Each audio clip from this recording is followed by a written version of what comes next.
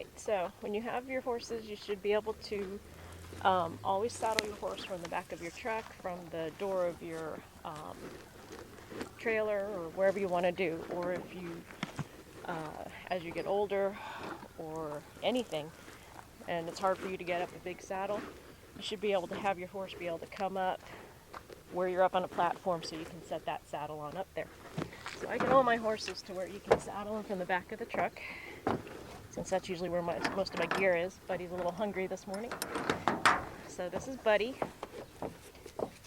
He's owned by a lady named Kathy. And he is a national show horse.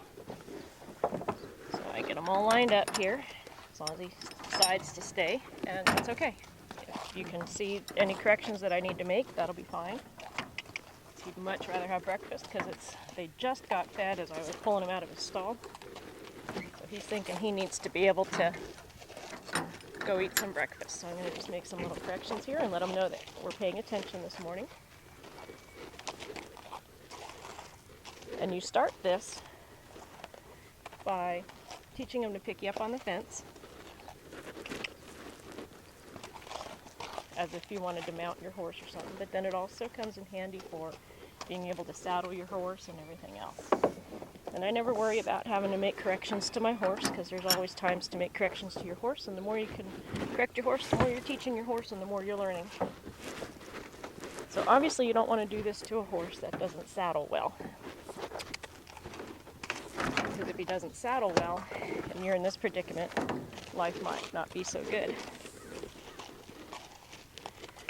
And I just have a tie ring here, a blocker tie ring. So obviously I don't tie him solid to my truck.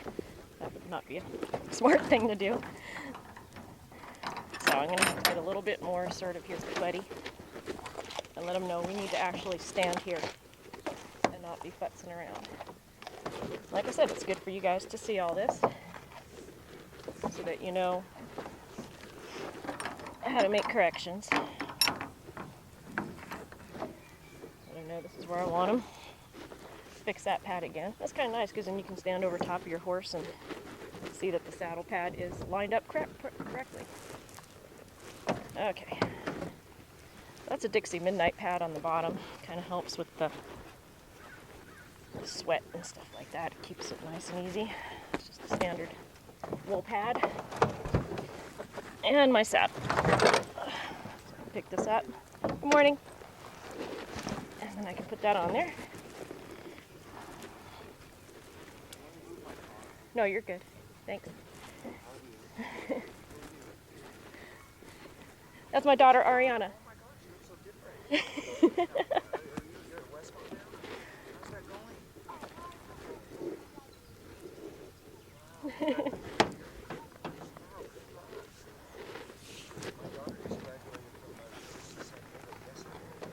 Alright, so after we have them all saddled and we make sure everything's lined up, then I can get down.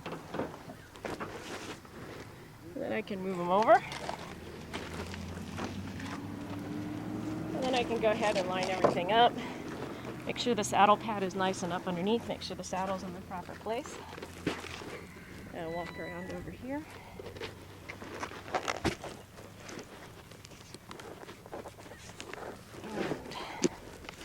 Take my cinches down. Not sure which horse I rode last. And again, make sure everything's just nice and settled and in the proper place. And the more I futz around, the better, because then the better the horse gets for when the owner is saddling. Then he's used to just kind of everything going on. So I always do way more than I would normally do for a lot of these horses, so that they are just so used to standing there, unless they're hungry, waiting for breakfast. And then we're just doing normal saddling. Saddle up the front cinch. Now obviously I can't cinch from the top of the truck. I'm not long enough, first of all. But if you can get the saddle on from up there, then everything kind of goes pretty easy from there. Stick the back cinch in. It's kind of damp this morning, so my leather's a little stiff. Right. on a much smaller horse, obviously. Lots of adjustment. When I ride 8 to 10 horses a day, you got a lot of adjustments on your saddle every time you get on and off.